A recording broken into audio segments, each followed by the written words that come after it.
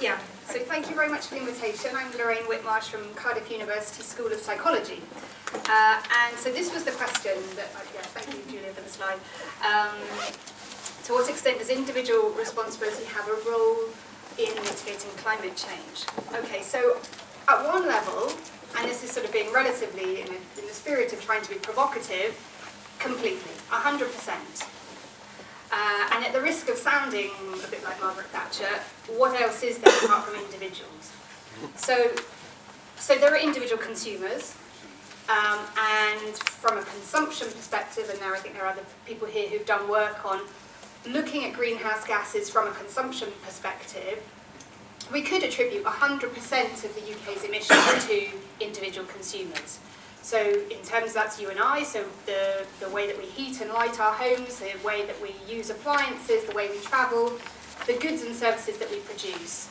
We could attribute all of our national greenhouse gases to those activities. And in one way, actually that perspective is very useful because it does remind us that it's not developing countries where a lot of these emissions should be apportioned. It's actually where we're using the goods and services that we should be thinking about attributing responsibilities. That's in developed countries like the UK. So it's quite useful to have that consumption perspective. We're not only individual consumers, though, we're also members of democratic societies and communities. And so, as well as exercising consumer rights, we can also vote and take democratic actions. So we can choose who it is that we vote into power to take decisions about climate change or not. We can decide how we want our communities to be structured, whether we have community energy schemes and so on, at the local and national level. So we're individual citizens, we're individuals in that sense as well. And lastly, and maybe most importantly, we are individuals in workplaces. And so to different extents, of course, because we will have different jobs and levels of power and responsibilities, but we have people that we work with and that we work for and that maybe work for us, who we can influence in different ways and to different extents with respect to climate change. So some of these individuals who have professional jobs are very senior and so can make decisions like whether or not we have laws that tackle climate change. So that might sound relatively simplistic, and it sort of is, and I could stop there. I don't want to give the impression that we don't, that I don't believe in society, or that I don't think that structural factors are irrelevant. But in fact, actually, there's a bit of a parody of psychologists that we only care about individuals in isolation, that we don't care about kind of social and structural factors. And that's a completely sort of unrealistic and false depiction, I would say. A lot of our psychological theories do focus on what's going on in people's heads, but very much takes account of the fact that we are social beings and that we are constrained and motivated and enabled by physical and environmental factors. So I don't believe that we just need to give more information to members of the public to get people to just do the right thing, and that individual choices are unconstrained, and that it's up to the individual consumer to fix climate change. I absolutely don't believe that. On the contrary, if you look at the evidence, actually the main thing that influences people's energy consumption and their choice about energy efficiency measures is primarily structural factors. So it's things like where you live, your household size, your income, those sorts of things.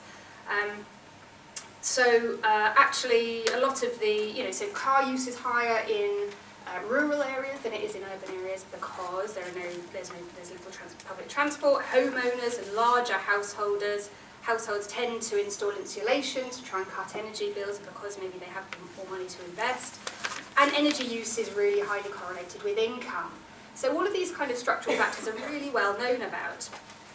In as far as environmental attitudes and values influences people's energy consumption and energy efficiency choices, it has a relatively minor and sometimes insignificant role in those choices. So there's this huge, and we heard about this morning, huge value-action gap or attitude-behaviour gap when it comes to doing anything about the environment and climate change in particular. people around the world do always say, I value the environment and I think something should be done to protect the environment, but behaviour very often doesn't match up with that. And our research and other people's research shows that people, when you ask them why there is this gap between their attitudes and behaviour, will cite a whole range of different barriers to having low carbon lifestyles, ranging from, well, I don't really know what makes a difference, through to I don't really believe in climate change, to I have other things to worry about, to nobody else is doing anything, or I just can't because I live in a place without those sorts of choices available, or the prices are too high, and so on. So they cite barriers that exist at the individual and the structural level. So what does that mean? Does it mean that we shouldn't bother to inform the public because of these important structural drivers of energy use? No, I would say, because we do live in a society which is a democratic society, so we would hope that there would be an interest in informing people about doing something about climate change and achieving the level of buy-in that we need to get the sort of scale of measures in place to adequately tackle climate change. So we could ask the question, do individuals have to feel responsible for tackling climate change, for mitigating climate change? And I would say yes and no. So taking the no first, we could just, because we know that energy behaviours are motivated mostly by things like financial considerations, so saving energy saving money is a very strong motivator for choosing low carbon options in as far as people choose them. Health, social factors, convenience, ease, all of those sorts of things are the things that drive people's choices much more than anything to do with the environment. That hardly ever is a factor in people's choices, it's much less common. And actually, so we don't rely on people believing in climate change or caring about climate change to choose low carbon options. And in our experiments, we've shown that actually if you talk about climate change with regards to then the things that you need to do to tackle climate change, you can very often switch people off. It can be very counterproductive because people feel very threatened by the policies and measures implied by climate change to the extent that they can actually deny that the climate is changing, that it is a serious problem. They can become more sceptical about it because they don't want to accept the measures that are being talked about, the changes in lifestyle that it implies. So there is a risk that actually, when you talk about climate change, it can be seen as threatening. You can, so therefore you can motivate people to choose low carbon options by just saying it'll save you money, it'll be healthier, it'll be good for you in various other ways, and to different extents those motivations can work to get people to change their behaviour. So I would say in that sense, no, you don't need to even talk about climate change.